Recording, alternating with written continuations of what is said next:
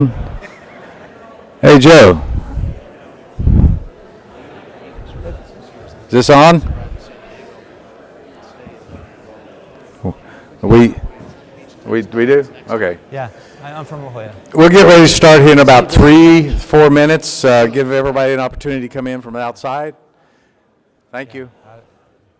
I grew 3 up minutes? there Okay. on the hill, over, like up towards Mount Soledad.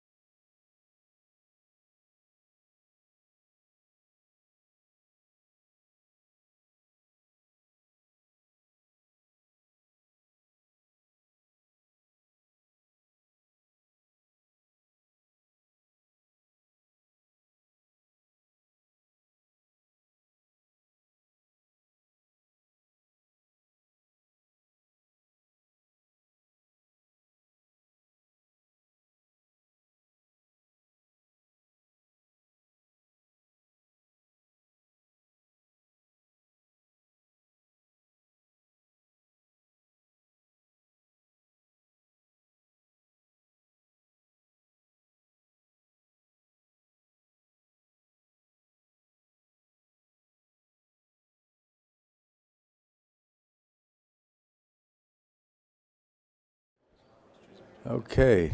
Yeah. Okay, I think it's about time. I know that we have a few more people coming in the door. Yeah, come on in, Terry. We'll get going here in just a second. We've got a real interesting opportunity here to talk to the FCC directly. So let me get started. Number one, welcome. Good morning. I appreciate your attendance today. Thank you for joining us for the CCA's 2014 Global Expo, our pre-conference day. I hope you're enjoying the Expo events, and hopefully you're profiting from some of the seminars and some of the networking opportunities. I would also like to welcome those of you joining us by webcast this morning, which is provided by RCR Wireless, our official broadcast partner. So we're live stream now. Before we begin the program, I'd like to take a moment to thank our Pinnacle sponsors. This year's Expo sponsors are Alcatel-Lucent, Ericsson, Huawei, Interop Technologies, Cineverse, and TNS. Thank you so very much. As you know, without their help, this would not be possible. So find their booth on the floor, go by, say hello, and thank them for all of us. CCA's events provide a unique opportunity for our members and the stakeholders in the wireless industry to come together and share ideas. Not only ideas, but also business opportunities. And we hope that this will be a red letter event for those activities too. As you know, we're first and foremost an advocacy organization for wireless carriers. And we're very proud of that. I'm delighted that the FCC, the expert agency in our industry, has joined us here today in San Antonio. And before we hear from Roger Sherman, who is the chief of the Wireless Bureau, who is with us here today, I'd like to introduce a special guest, FCC Chairman Tom Wheeler, who has so graciously shared a video message since he was unable to be present today. Roger and I know that he's up there dealing with Congress in a very direct and personal manner, and that's a tough job. I think he ended up testifying twice in a matter of 3 days. So Chairman Wheeler is just concluding his first 100 days as the FCC Chairman, but this is far from his first rodeo in the wireless industry, as you know. I worked for Tom for many years when he was CEO of CTIA, and knowing his work ethic, his passion for the industry, I could not think of a better person to be at the helm of the commission right now. Tom Wheeler is driven. He listens to all sides of the argument, and most importantly, he won't give up until he gets it right. So the chairman understands telecommunications. He understands it from many perspectives, including a policy expert, an advocate, and a businessman. But he also understands the sector from the perspective of an innovator, and having either started or helped start numerous multiple companies offering innovative cable, wireless, and video communication services. His list of experiences as accomplishments are extremely long and impressive. So I'm just proud to be able to call him a friend. And now, without further ado, let me share with you his message, Mr. Tom Wheeler. Hello, San Antonio. I hope that things are going well at the CCA meeting. I really wanted to be with you. I committed to Steve that I would be with you today, that it would be my first meeting like this with any industry group. And unfortunately, the powers that be in the United States Congress had some other ideas of where my presence should be, and since they involved the Appropriations Committee, it was probably a good idea to be there. But I do know that following me is going to be Roger Sherman, our great new Wireless Bureau chief. And I'm sure that you will be able to interact with him, and I can't begin to tell you how excited I am to be able to work with Roger. I mean, what a skill set he brings to his new position. Someone who has actually been in the wireless business, and somebody who understands the policy ramifications that you all have to deal with every day, inside and out. So you probably got the right guy if you want to really boil the situation down, but I do miss being with you. And I do miss being with my great friend and former colleague, Steve Barry. What a great job you all have done collectively to build RCA into the CCA and to be able to deliver the competitive message here in Washington to policymakers. I mean, the things that you have done have been significant to make sure that the concept of competition in wireless is always before us and always before the Congress. When I think about the work that you did in the 700 megahertz interoperability, when I think about the advocacy that you've had in terms of the license area for both the upcoming AWS-3 as well as the incentive auction, you all keep reminding us of the importance of competition. And I hope that you have recognized one of the things that I've been talking about that I learned from my time when I had the privilege of working with you in the wireless industry, and that is the importance of competition. I mean, so much of what I hold as my regulatory philosophy, and I hope that we're able to follow here at the FCC. I learned while I was able to work with so many of you and with Steve Barry, and at the heart of that are the benefits of competition, because it is clear that in a time like we're living through right now of incredible technological change, regulators can't be as smart as innovators, and we need to encourage innovation. We need to encourage new ideas. We need to encourage delivery of new services. We need to encourage that kind of competitive idea that well, I better wake up tomorrow morning and make sure that I'm the best in the marketplace because I don't know what my competitor is going to be doing. So the mantra that we've adopted here at the Commission is that our first three goals are competition, competition, competition. And we look forward to continuing to work with you in the strong efforts that you all are making in that goal, in achieving that goal.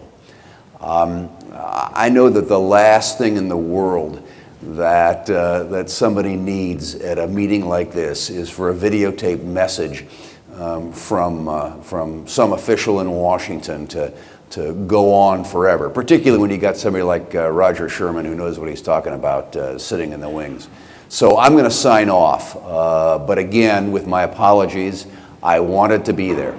I intended to be there. I committed to Steve that I would be there.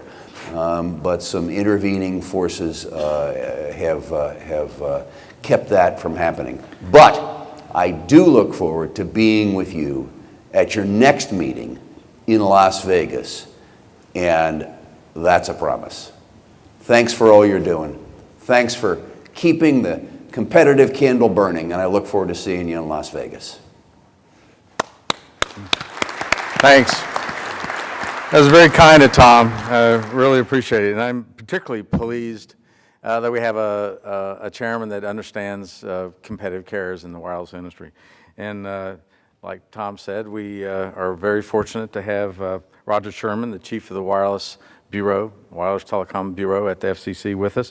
And we're especially pleased because he's already demonstrated, that is Roger, that not only does he understand competitive carriers in the wireless industry, but he's has an open door to all stakeholders, and that's been very encouraging. Prior to his role at the FCC, Roger's connection with the wireless industry spans many years. Until this past fall, he was the Democratic Chief Counsel to the House Committee on Energy and Commerce, committee that has jurisdiction over our issues. He also has plenty of experience in the insight he learned from his service outside government. For 10 years, he worked on the wireless issues as Director of Regulatory Affairs and a senior attorney at Sprint Corporation, and he also practiced law at a major law firm in Washington, D.C. So lots of experience here. We're very glad to have him. So we're going to do things just a little differently this morning. Instead of a prepared speech and presentation, Roger wanted to maybe address a whole lot of issues, so we're going to sit down and do like a little conversation, and I get to ask him some questions, and I think you'll enjoy it. And he's also indicated we'll try to save a few minutes at the end and take a question or two from the audience. So why don't you help me welcome Roger Sherman? Thank you, sir. Thank you. We'll let Roger sit where he likes. We were talking before we got up here. Having worked on the Hill, you always like to sit on the right side of the dais because that's where the majority sits. The chairman sits here and everybody. So, Mr. Chairman. Yeah. I've been welcome. sitting on the left for a while. Yeah, I sit on both left and right, so it's preferable tonight. Well, thank you so very much. I got to have a few questions here. I must say that Roger was sort of like working like for the Postal Service last night, neither sleet nor snow or rain or airplanes from D.C. kept him away. I think you were 6 to 8 hours trying to catch a flight to get here. So he's already made one sacrifice. Hopefully you're back and your body will hold out. But we appreciate it. No, it's my pleasure. Coming in late last night. The chairman promised I'd be here, so no backing out. I told Roger that it was worth him coming here just to hear all the good things that the chairman was going to say about him. So, and I suggested we cut it now. Yeah. Well, prior to being the chief of the Wireless Bureau, like I said, you served as Democratic counsel on the House side, and you worked on a very important piece of legislation that authorized incentive auctions, you were part and parcel to that operation, and there'll be lots of people that will tell you what the congressional intent was or should have been. You were there, and you helped make it happen. Quite frankly, without his help, I don't think we would have been able to have sustained the authority in that legislation to allow the FCC to create a competitive auction. So, thank you for your good work then, and now, just like in Washington, now you get to actually deal with what you did. So I was wondering, if you'd share some thoughts about the statute, how it was framed, I mean, we look at it and say, the Congress said that they wanted multiple bidders, they wanted geographic sizes, they wanted small carriers to be able to continue to compete. Do you give us a little thoughts on what you were thinking, and how is that thinking sort of playing out here at the FCC? Well, I'd be happy to share my thoughts, but the first qualification is that they're my thoughts and not the FCC's thoughts. But I'd be happy to share my perspective on what we thought and the members thought was going on at the time. And I would say, yes, you're right. Totally right. It was a long process and a lot of back and forth, and got very contentious at times, but there were a couple of key issues that I think we landed on that were ultimately a compromise.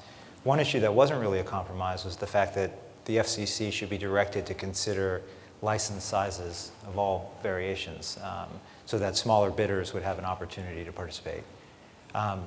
So that provision in the statute wasn't really controversial, and I think there was bipartisan support for making sure that a variety of sizes were considered. What was more controversial and took some time to work out was sort of trying to decide what discretion the FCC would have in setting up rules for the auctions that followed. There were some on the other side of the aisle that wanted to make very clear that the FCC could not exclude any parties from bidding. Under current law at the time would have, the FCC could have said carrier X or carrier Y, I won't name any names, is not permitted to bid in this auction. And the other side felt very strongly that that should be changed and every party should be allowed to bid. On the Democratic side of the aisle, there were real concerns that the FCC needed to keep some tools available to structure an auction in a way that allows multiple parties to bid and gives smaller players a fair shot at acquiring spectrum, which is a critical resource and input for productive businesses. So where we landed was a compromise where the statute says nobody can be excluded from participating in an auction. A system of competitive bidding, I think, is the term of art. But the FCC retains its authority to design these auctions in a way that promotes competition, including spectrum aggregation concerns. So the way I understand that is the FCC can't say, no, you can't participate, but we certainly can say these licenses are available only to certain types of carriers, or these licenses are available to everyone, or we're going to put a cap on how much you can acquire. Those are all things that are in the record and being considered. But I'm very confident that the FCC has that authority. And there were some efforts after the law was passed to sort of create legislative history. The interesting thing about the law was there is no real legislative history. So what I tell you doesn't really count. No court's going to care what the staff who were involved in writing it said. And courts don't really care what members say after the fact. So after the fact, there were submissions in the congressional record, some competing assessments of what went on. It's a little bit of a show or kabuki theater because courts don't go read the congressional record after an act is passed. So the accompanying legislative history of a court gives it any deference is what counts, and there really isn't anything there because we couldn't even agree on that. I think the plain language of the statute, though, is very clear, and I think if challenged, I'm very confident the FCC would prevail. But again, that's just me talking as a former Hill staffer, not in my current role. Well, I appreciate that. I don't know that as that battle was going on in Congress, I don't know that a lot of people realized that the legislation that both of the duopolies proposed, both AT&T and Verizon, would have substantially inhibited an FCC flexibility. And thank goodness you and your colleagues held firm, and I think we are enjoying a better product because of it. Maybe not a fair question, but now you're on the other end and you're actually having to implement that which you legislated. Are there any little additions that you think you should have put in there that make your life a little easier now? I'm not gonna touch that. But I can tell you it's always interesting to try to, one of the exciting things about this job was the challenge of trying to implement something that you were involved in helping members pass. And it's a good lesson for me. If I ever work on Capitol Hill again, I'll know a little more than I did last time. Well, it's we appreciate it. Why don't we move on to the license size, geographic size, and pieces, which you're dealing with right now in the 600 megahertz auction, and actually AWS3, and you got one auction H block under your belt, and you're sort of clipping right down the road here. CCA has long advocated cellular market areas, CMAs, and had hoped to see CMAs in the 600 megahertz. The previous chairman proposed a default position to EAs, economic areas, 176 of those, so that's huge. And so we were trying to find a pathway so that small carriers can actually realistically bid and win the spectrum they need in order to build out. We came up with what we thought was a compromise to partial economic areas. How's that playing out at the FCC, and is that going to be helpful? And what were some of the concerns on why CMAs were, at least in the previous administration, CMAs were not considered the right geographic size for the 600 megahertz auction? Well, I think the first thing about the 600 megahertz auction, it's like no auction that we've ever done. And one of the things that's really become apparent to me in my short time at the commission is it's really hard. It's very complicated, and there's a lot of things that can knock it off the rails. And the model that it's shaping up to be, and this is sort of public, is the commission's considering trying to create fungible blocks of spectrum that certain sizes that people can bid on and interchangeable. But because it involves broadcasters voluntarily turning in spectrum, you really can't have a lot of different sizes and run the auction in a smooth manner.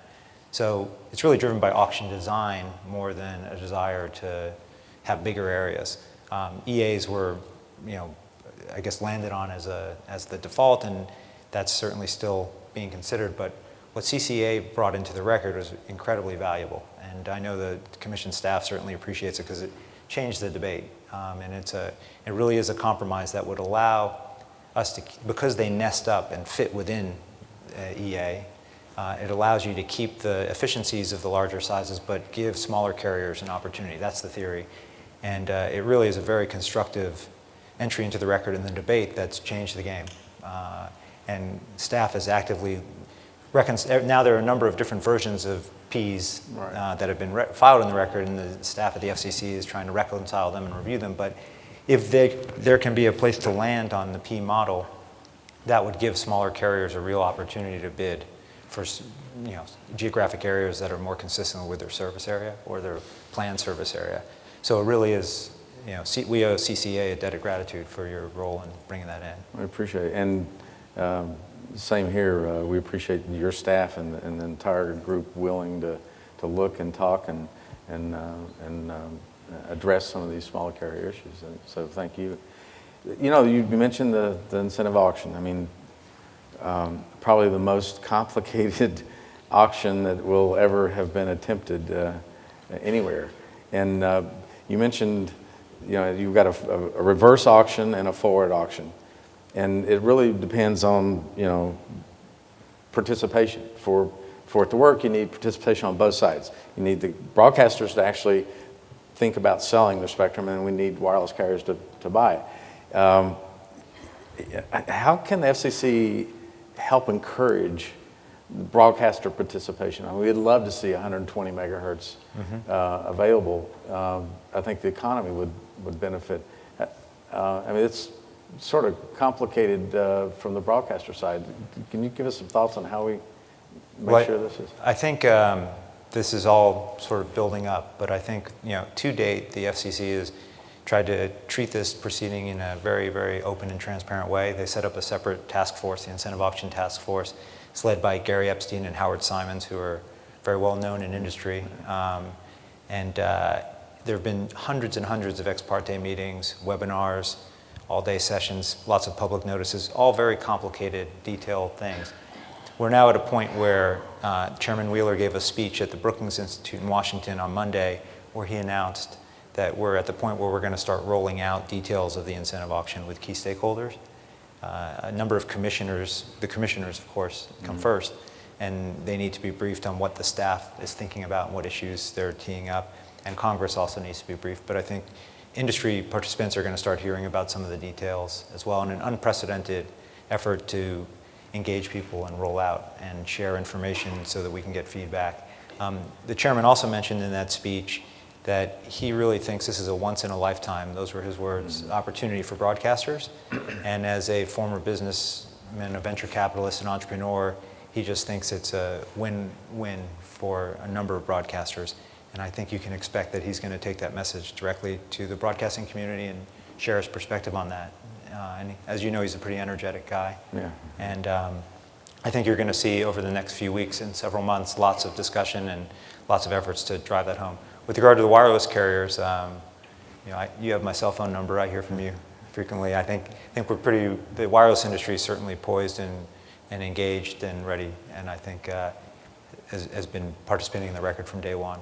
So I don't think that's going to be too much of a problem. Well, obviously we're extremely interested, and all our members are, and we'd appreciate the opportunity to continue those discussions. That, I was sort of taken back. Some of the broadcasters have sort of indicated that the wireless industry, the wireless side of this equation, really need not worry too much about broadcast policy. But I've sort of taken the position that it actually does have an impact on the value of spectrum, and obviously the spectrum is going to be made available. Is there anything else we can do, anything more that we should be thinking about doing to help educate the Hill and the public in general? I think just supporting the auction and recognizing that this is not about displacing broadcasters or in changing the mission of broadcasting or disrespecting the valuable contributions that broadcasters have brought to our country for the last 100 years. It's really about finding ways to make more spectrum available, use it efficiently for those who choose to participate. So I'm sure you have a panel, I think, later where you'll have Rick Kaplan from NAB. I'm sure he'd be happy to answer that question for you. Yeah. But I think being constructive and really focusing on how we can make this auction a success and being ready to spend money on the licenses would be the key thing. That's a big coming with your issue. checkbook. Coming soon. Yeah. Mr. Wheeler, Chairman Wheeler, said competition. You've been there. You've seen him. You are involved in a lot of policy issues right now. Could you sort of give us an idea of how this idea of creating a framework for competition? We submitted a white paper on a transparent framework for competition, when Chairman first came in. Could you sort of explain to everybody what this competition theme means to you as you look at designing policies in the wireless industry? I mean, he referenced it in his video, and everyone hears it every time he speaks, including at Brookings. Competition. It's the core of what we're doing, and wireless is a great example. But the philosophy is, if you have competition, you don't need regulation. And he talks often about the seesaw, and the more competition you have, the less regulation you need. So. And I think, my previous bosses on Capitol Hill, that was even for the most liberal Democrat, if there's competition, we're happy not to have regulation or laws governing business. That's the best protection for consumers.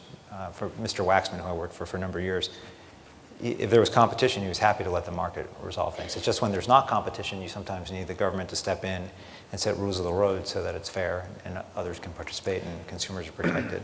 So in helping to construct this framework for competition, what are some of the items that in your mental checklist when you look at band plans and other ways to ensure that you have some longevity in the competitive Well, you need to make sure that people have an opportunity to bid on licenses and that the auction allows small participants. And I know that Chairman Wheeler is totally committed to having as many people as possible show up and bid in these auctions and have a real chance to win. And so where the commission lands on questions about bidding limits or eligibility is something that's, I can't really speak about too much today, but that's being considered actively by staff and will be decided by the commissioners, but that's certainly a consideration.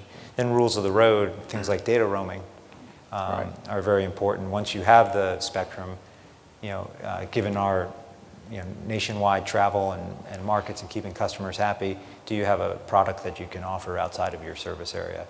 And data has to be part of your consumer's package today. So data roaming is important. Yeah, the data roaming mandate is, I think it was a huge win for us, but it was also a great statement from the FCC. Our members think that's a pretty important issue, so we appreciate your support on that. I know we're running out of time quickly, unfortunately, but IP transition. I noticed you had a experiment/projects a package on the back of the IP NPRM, and over 1,000 people, 1,000 companies submitted submissions and suggestions on how we could better deploy wireless broadband and broadband fixed and wireline. Over a fourth of CCA members participated in that. Your thoughts about, are we seeing a shift at the FCC, a new effort to bring this broadband package to rural America? I think it's all related to the transition of the network, and I think the chairman's focused on what the services we're delivering and the quality of that service and what values it's protecting that are traditional core values, public safety, access for persons with disabilities, consumer protections. But he wants the best product to be offering the service, and wireless is going to be at the table.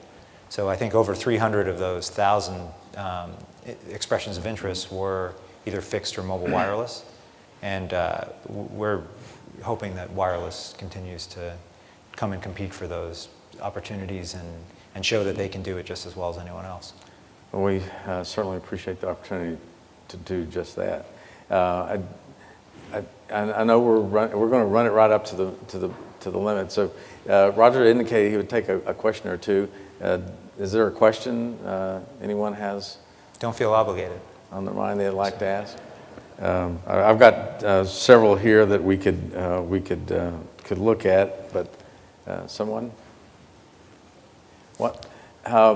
We mentioned data roaming. How, moving forward with the mandate, what do you think FCC's role is going to be to ensure that we have some type of interoperable relationships on the roaming side? Well, I think it will be hearing when there are disputes, if people bring them in, the staff is going to try to get the parties to figure out a solution, and if not, we'll go through our process to, an quasi-enforcement process.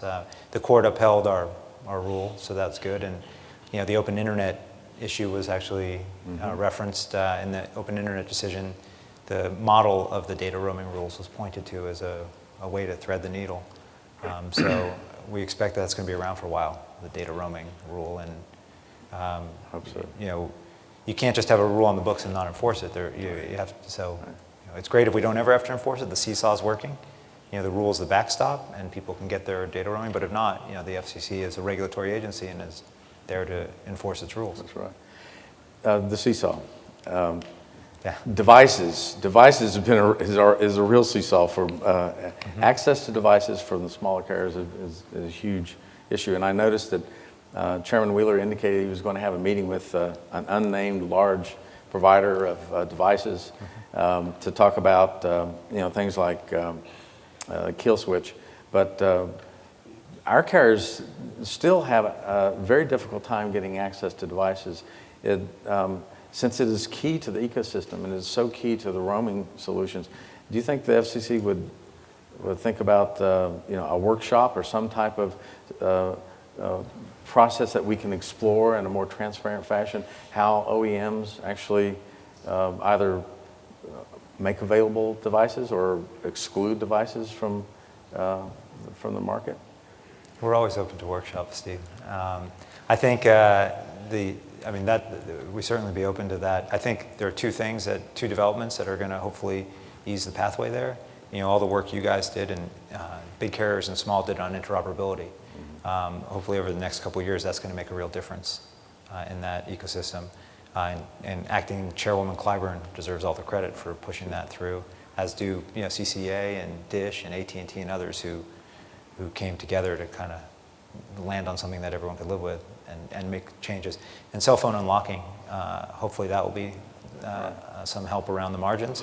It doesn't always work perfectly, but just sort of moving towards that, the ability and portability for customers to choose the carrier they want and not lose the handset they like when they're making that choice. And we appreciate your work on that, and your old colleagues on the House side have acted, I think, in a proper fashion, and we've got at least some legislation, but you've already taken action at the FCC to address that. So. And that was I think in some ways that was a perfect example of the seesaw at work.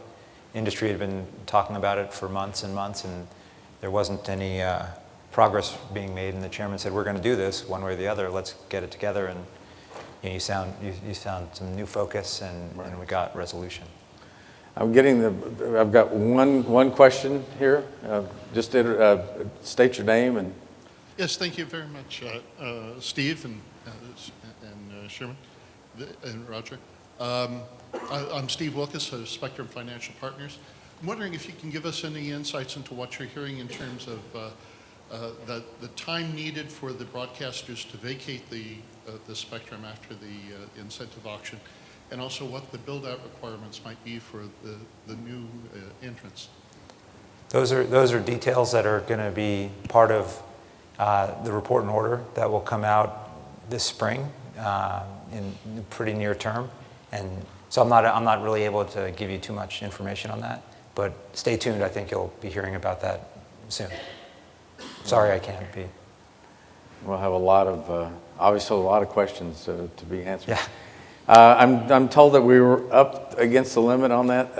I could spend more time. I'm sure everyone else here could. We really appreciate you coming. My pleasure. And thank you so very much. Let's hear it for Roger Sherman. Thank you, sir. My pleasure. Great job. Great job.